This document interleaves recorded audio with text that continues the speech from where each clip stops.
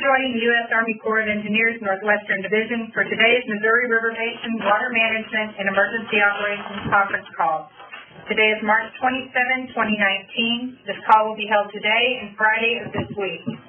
Today's call is intended to provide congressional representatives, tribal, state, and local government officials, and the media an update on the Corps' actions in the basin with regard to water management operations and support to local communities, states, and the tribes.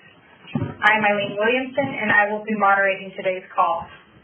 This call is being recorded and will be placed on the Defense Video and Imagery Distribution System at www.bbidshub.unit/USACE-NWD. Your participation acknowledges your consent to be recorded. We share this call and more information on our Facebook and Twitter sites, NWD USACE. All lines have been placed on mute during this call. When we get to the question and answer session period, to unmute your line to ask a question, press *6. Please be aware that the forced mute function does not work on all phones, so if I ask, please use your phone's own mute function to avoid interrupting the call. Do not place the call on hold. Today's agenda includes an update of the Corps' actions and plans for managing water releases from the 6 main stem dams, an update from the National Weather Service, an update of actions being taken by the Corps' Omaha District, an update of actions being taken by the Corps' Kansas City District. And with that, I'll turn it over to John Remus. John? Thank you, Eileen. Good afternoon. I'm John Remus, Chief of the Missouri River Basin Water Management Division. Our office is responsible for regulating the Missouri River main stem reservoir system. I will provide a rundown of the upper basin conditions. Before I get started on that, I'd like to remind everybody that the volume, timing, and location at which runoff enters the system significantly impacts the timing and amount of releases. Each runoff season or flood event is unique. Care should be taken when comparing one event to another. The mountain snowpack remains near average. What that means is the mountain snowpack is still accumulating at what would be considered a normal or average rate. Mountain snowpack usually peaks around April 15th. We are beginning to see the plain snowpack melt. This melt is beginning to appear in the Missouri River Basin reservoirs, particularly the Garrison, Oahe, and Port Randall reservoirs. I will now provide a brief status of each project from upstream to downstream. Over the last 24 hours at Fort Peck, the inflows have averaged 52,000 cubic feet per second. Fort Peck releases have averaged 6,700 cubic feet per second, and the pool has risen about 4/10 of a foot. Over the last 24 hours at Garrison, the inflows have averaged 93,000 cubic feet per second. Garrison releases have averaged 12,800 cubic feet per second, and the pool has risen about half a foot. Over the last 24 hours at Oahe, the inflows have averaged 130,000 cubic feet per second. Oahe releases have averaged 4,100 cubic feet per second, and the pool has risen about 0.7 feet.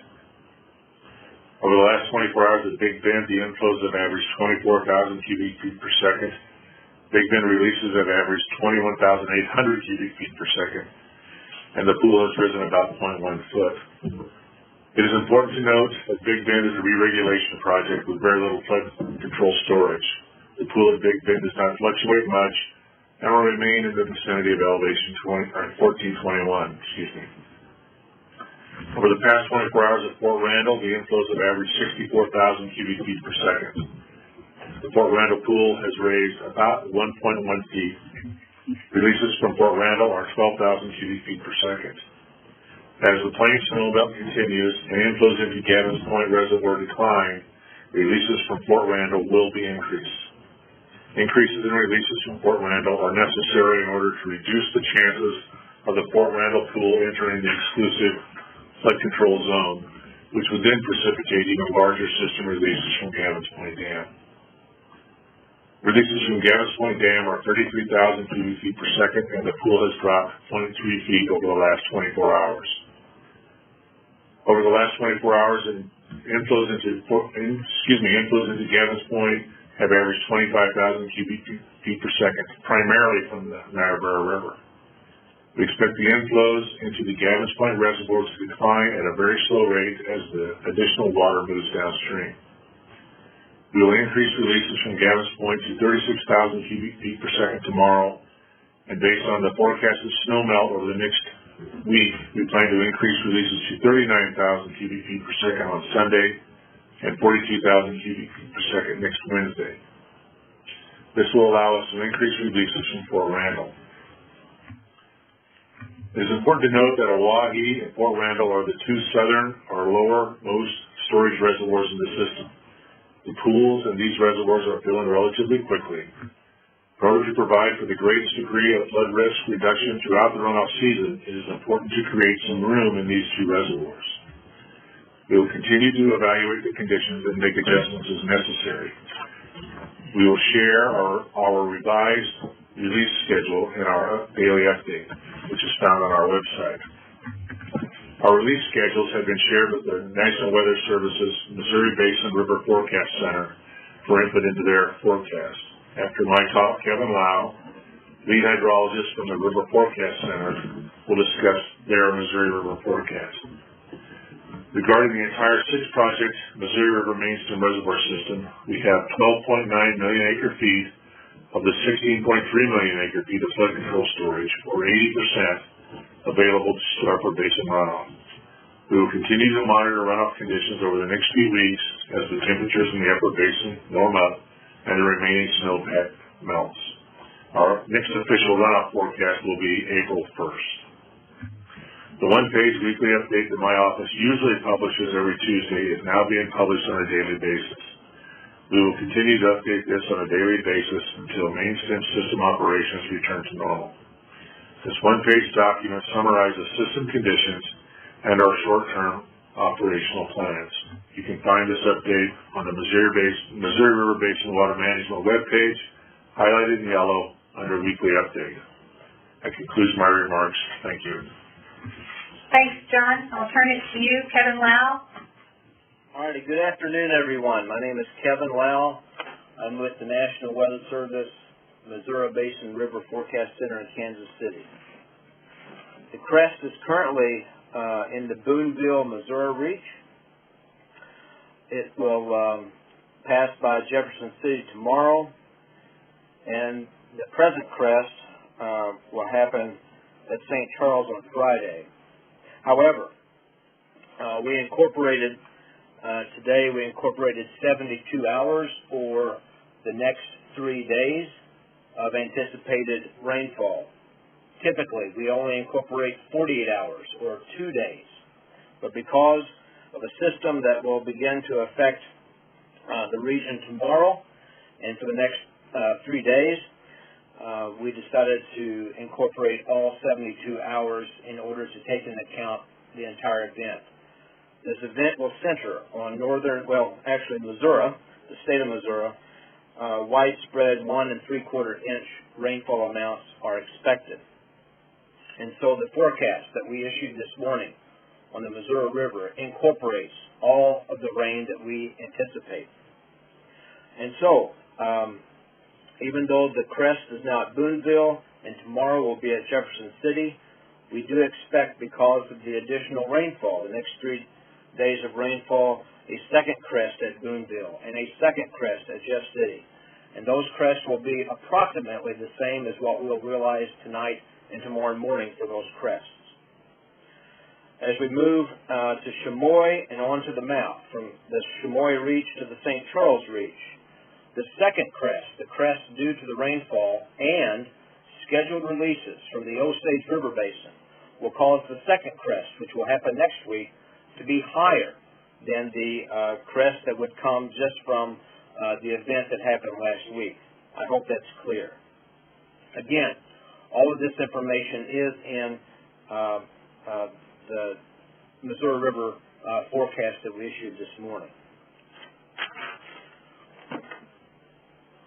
And I believe, so to kind of give a little bit of context, the rain that we do expect over the next 3 days won't really affect the river until Kansas City and below. It doesn't really affect the river. It kind of just hangs up the recession or the falling limb a little bit upstream of Kansas City. But at Kansas City and downstream, the rainfall that we expect over the next 3 days begins to take an effect upon the river forecast. And at Kansas City, for instance, it has increased our forecast by about 2 foot. 2 foot at Kansas City due to the next 3 days of rain. And with that, I will conclude my remarks and just wait for questions. Thank you. Thanks, Kevin. I'm going to turn it over to Mr. Ted Streckfus from the Omaha District to provide an update. Ted? Thank you, and good afternoon. My name is Ted Streckfus, and I'm the Deputy District Engineer for the U.S. Army Corps of Engineers Omaha District. The Omaha District's focus remains on ensuring the safety of our citizens and communicating the conditions on the river systems to all of our partners and stakeholders. The Corps continues to provide flood fight assistance to state, local, and tribal governmental agencies. As a reminder, there are more than 350 miles of levees on the Missouri, Platte, and Elkhorn rivers and tributaries that have experienced significant flood damage. Due to the magnitude of damage along these levees, repair of the levee systems will take an extended period of time to execute. The majority of the levee systems were compromised due to record inflows surpassing their design protection levels. As of 11 o'clock today, there were more than 50 confirmed full or partial breaches on that levee system. The district is currently providing technical assistance in multiple locations. In Sioux Falls and Del Rapids, South Dakota, a team is providing assistance for high flow and snowmelt along the Big Sioux River. In Ashland, Nebraska, a team is assisting with breach closures on the Clear Creek levee. Technical and direct assistance is being provided to Hamburg, Iowa for the temporary raise of the Ditch 6 levee. There are also teams providing both direct and technical assistance to Watertown, South Dakota, and Pacific Junction, Iowa. Additionally, there are teams offering technical assistance to Council Bluffs, Iowa, Saunders County, Nebraska, and Dodge County, Nebraska.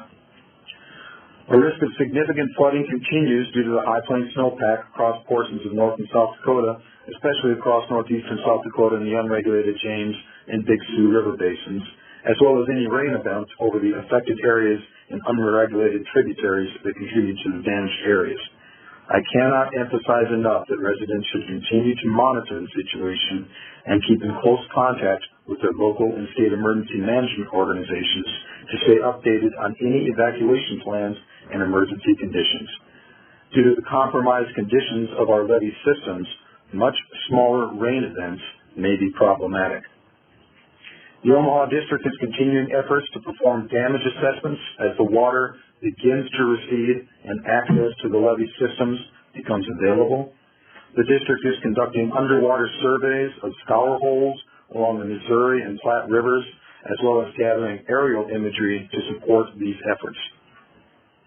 As always, the Omaha District remains committed to providing flood fight materials, direct and technical assistance to our state, local, and tribal emergency management agency partners throughout this event.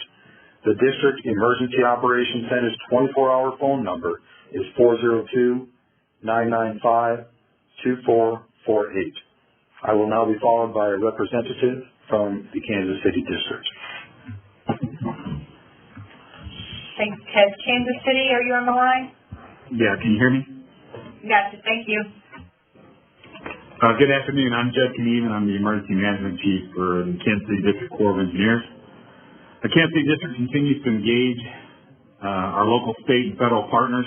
Flood fight efforts continue, and we are providing supplemental, technical, and direct support as needed. We will continue to do so until floodwaters recede. Our Emergency Operations Center is activated to a partial activation level. The Emergency Operations Center is operating from 6:30 a.m. to 7 p.m. daily, and we can be reached by calling 816-426-6320. Today we have one mobile liaison team and an aerial reconnaissance team in the field providing support to local levee owners and operators. The liaison team is at Missouri River Levee System, L455 in St. Joe, Missouri. The sinkhole that developed a couple of days ago continues to be worked and monitored. We will also be providing the levee sponsor of L455 with 2 12-inch self-contained pumps to assist with internal drainage in the vicinity of the South St. Joe Industrial District and/or Lake Contrary area. The aerial reconnaissance team is working the area from Corning, Missouri to Waverly, Missouri. We are using this technique to identify levee breaches as the waters begin to recede. In the area of Waverly, Missouri, we are able to use the aerial platform to quickly identify performance issues with our non-federal levee systems. The district has issued 591,000 sandbags to date. We currently have one automatic sandbag machine supporting levee districts in Carroll County, Missouri. No additional requests have been received for additional types of floodlight products in the last 24 hours. We remain well equipped to provide direct assistance. Water levels in the Waverly, Missouri reach remain dangerously high. Levee sponsors continue to actively fight the high water in this area. Several of the systems continue to be fully loaded, meaning they have no freeboard. We have projected that 18 levee systems will have less than 2 feet of freeboard. 7 of those levee systems are still in danger of being overtopped. In the last 48 hours, we have not received any additional reports of levees active in the USACE PL 8499 program being overtopped and or breached. Levees that have overtopped are likely to form overtop breaches the longer water runs over them. And we'll continue to provide updates on levee overtops and breaches as they occur and are confirmed. We will provide a final accounting of damages to levees when the floodwaters recede. The major flood control reservoirs within Kansas City District, within the Kansas and Osage River Basin, are operating normally in accordance with their water control manuals and will continue to accumulate flood storage until conditions on the Missouri River at Waverly, Missouri and Herman, Missouri allow for the release of that flood storage. The navigation channel closure remains in place from Blasco, Missouri to upstream of Omaha, Nebraska. We currently have Corps employees providing liaison support with the Missouri State Emergency Management Agency and FEMA Region 7. With rain in the forecast, it's important the public along the Missouri River remain vigilant. Water levels are dangerously high. We have levee systems that are damaged. Many more are saturated and maybe in a weakened condition. Some still have water to the top, so please pay attention to the National Weather Service forecast, watches, and warnings. Kansas City District will continue to support our partners in this fight as long as floodwaters threaten their communities. We will also be with them through the coming levee rehabilitation efforts. Please be safe. Thank you. This concludes the district's remarks. Thank you, and thank you everyone for those updates. I'm going to manage questions based on groups and location. We will start with congressional, tribal, state, and local governments, and then move to questions from the media, again by state. Please wait for your group and state to be called. Remember to hit *6 to unmute your phone. Please be sure to state your name and organization you represent before asking your question. I'll go state by state in alphabetical order. So, congressional, tribal, state, and local officials from the state of Iowa, *6 to unmute your phone for any questions.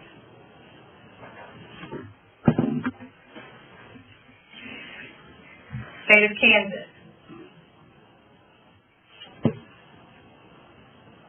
State of Missouri. Again, *6 to unmute your phone. Yeah, this is Ryan Hennessy with the St. Joseph News Press. If you don't mind, when we get to the media, this is... Oh, I'm sorry. That's okay, not a problem. State of Montana.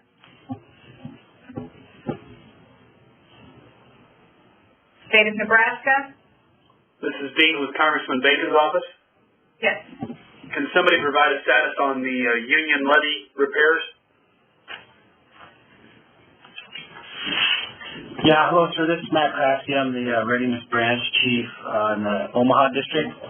So those Union dike levee repairs are scheduled to be complete Friday.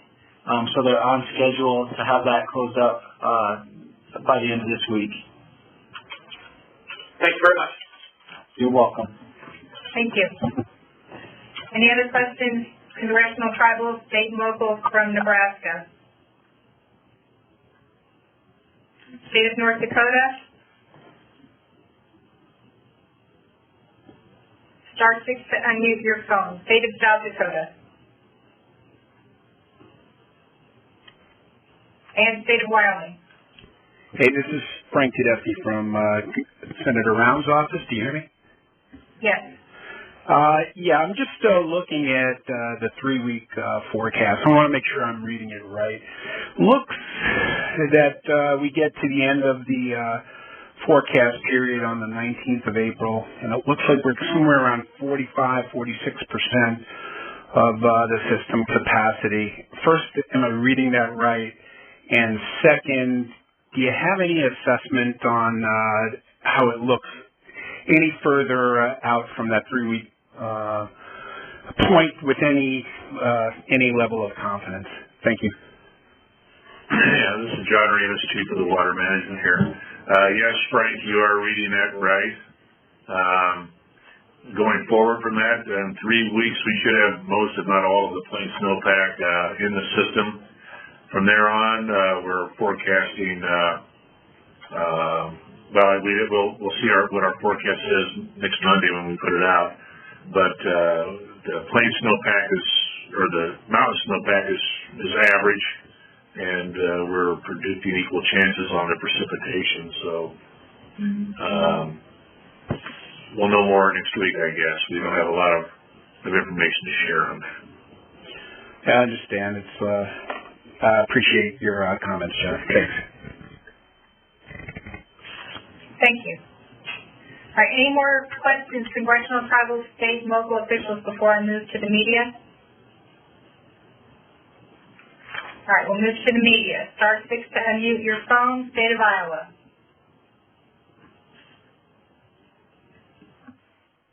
State of Kansas.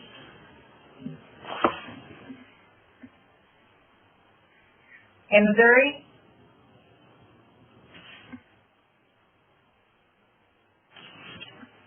St. Joe News Press, this is you. Star 6 to unmute your phone. Okay. Can you hear me? Yeah, we got this. Okay, sorry about that. If the Missouri River is prone to flooding, like the judgment of the Idecker Farms, the United States case kind of alluded to, are there considerations to offer farmers along the river flowage easements? This is John Remus. That lawsuit is ongoing, and as a matter of core policy, we don't comment on ongoing litigation. Okay. Somebody has a hot mic out there.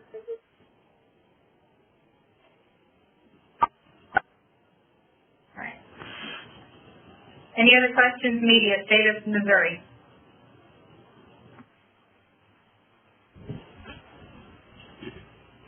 State of Montana, Star 6 to unmute your phone.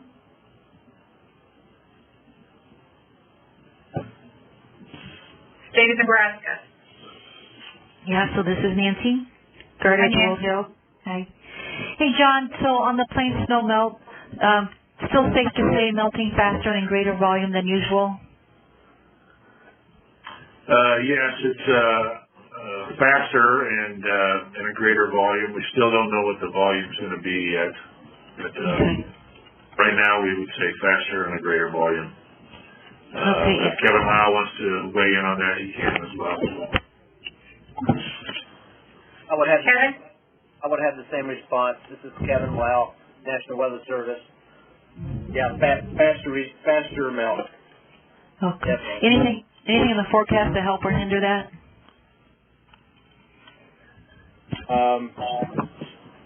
No.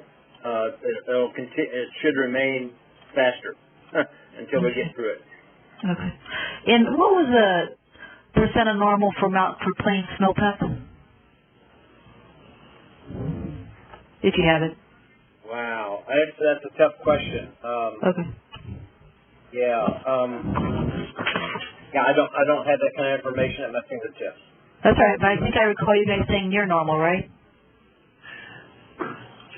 Well, hey Nancy, this is Kevin Gertie from the Corps, and when it comes to plain snow, we characterize it by what part of the basin we're talking about. So if we're going to eastern South Dakota and just north of Pierce, so in central South Dakota and eastern South Dakota, we would characterize it, the Corps would characterize it moderate to heavy. Now, different portions of North Dakota and Montana would be more around moderate. And then there are portions of, say, Wyoming that it was even light to moderate snowpack. Okay. All right. Anything else, Nancy? One quick question on Union Dike. Finished by Friday evening. We did have some rain recently that paused the work. Is there a difference that this upcoming rain won't cause a pause, or that's irrelevant even if it does? Just can you explain the role the weather does or doesn't play in completing the Union Dike? And that's it. Thank you. I had one other thing, but yeah, that's it. Thank you. Yeah, hi, this is Matt Krafke, readiness branch for the Omaha district again. And the rain that's coming in is going to be far enough south that it should not affect our construction operation out there at Union Dike. Okay. Yeah, and thank you. And the last thing I want to say, I just want to thank you guys for what you're doing. I think we all know you're under a lot of pressure, and we appreciate the time you're giving us. So it would be remiss if I didn't say thank you. Thanks, Nancy. Any other questions? State of Nebraska, star 6 to unmute your phone. Yeah, this is Josh Funk with the Associated Press. Go ahead, Josh. I want to ask you all, how do you respond to the criticism that's out there that the Corps either caused or worsened this flooding with the way you manage the river? This is John Ramus with the Water Management here. Our operations at Gavin's Point Dam were dictated by the runoff. Gavin's Point Dam, as I mentioned several times on this call, has a very little amount of flood control storage. We used all of that storage and then some. We actually surcharged the reservoir a couple of feet. We kept our flows as low as we possibly could and delayed those increases as much as we could to lessen the downstream impacts. But the very fact of the matter is there was far more water coming into Gavin's Point than we could hold in that reservoir. So the operations did not cause the flood. There is no real regulation on the Platte River. There's not any regulation reservoirs on the Big Sioux or many of the western Iowa tributaries that also put in a considerable amount of water. So this is a flood from uncontrolled tributaries primarily that caused this flooding. I know some of the criticism that's been put out there relates more to the levees and whether those serve a role in making the water more forceful to come downstream and not letting it spread out via the wetlands as it once did. I don't know if anybody could kind of respond to that area of criticism that's out there at times. I know you're territory, John. Go ahead. This is Ted Streck. This is Josh. I'm the Deputy District Engineer for Omaha District. Fundamentally, the levee system that is constructed along the Missouri River, predominantly south of Omaha, was overwhelmed, as John indicated, by the flows that we saw primarily out of the Platte River, but also out of several of the other unregulated rivers that John mentioned. The point being, the sheer volume of the flow exceeded the design capacity for the levee system that was constructed adjacent to the Missouri River in most years. Since that system has been constructed, it has proven adequate to pass the spring flood and the floods that occur within the basin. Obviously, this year it did not, and we've seen prior years where it also has been unsuccessful in completely mitigating the flood risk associated with flows into the Missouri River. Yeah, as you both point out, the majority of the flows were coming from the Platte and the Elkhorn and unregulated parts of the basin where just rain and snow melt hit a lot faster than is typically expected. Yes, indeed. Thanks, Josh. Anything else? Not right now. All right, thank you. Any other questions, media? State of Nebraska. Star 6 to unmute your phone. Now North Dakota.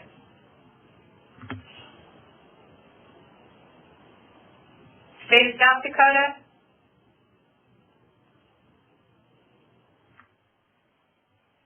State of Wyoming Media, star 6 to unmute your phone. And National Press.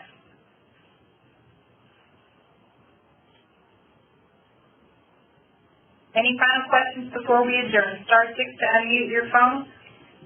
Sorry, Josh spoke with the AP. One other thing that occurred, we kind of fit as national press too as well. But as far as the question of how much water to hold and how much space is in Gavin's Point or the other reservoirs, I think it kind of gets back to the balancing act of the purposes that the Corps looks at. It manages the dams, but could you sort of address why not keep more space in the reservoirs for flood control to be prepared for times like this? The system is set up to provide benefits to the authorized purposes. At the beginning of, actually the last week of January, we had all of the designated flood control storage in the system available. Really, at March 1st, we had all of it available. So we had the designated flood storage available for that. Gavin's Point, as I said, has very little flood control storage. We had all of that available at the beginning of the event, and we filled it up. So, there's really not anything that we could have done with system-wide to prevent or lessen the flows out of Gavin's Point for this particular event. Yes, unless you somehow change the priority to have more flood space in Gavin's Point.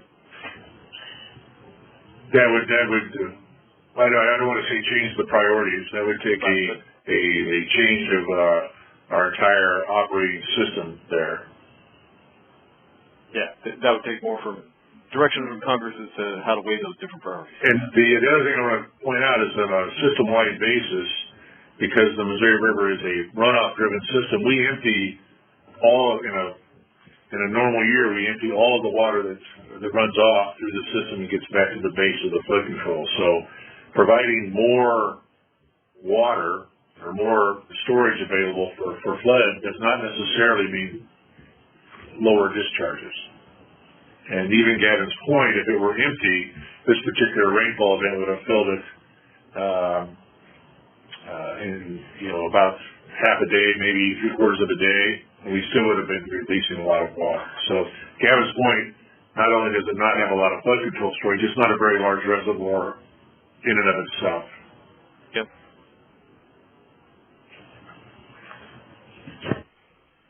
Thanks so much for your help.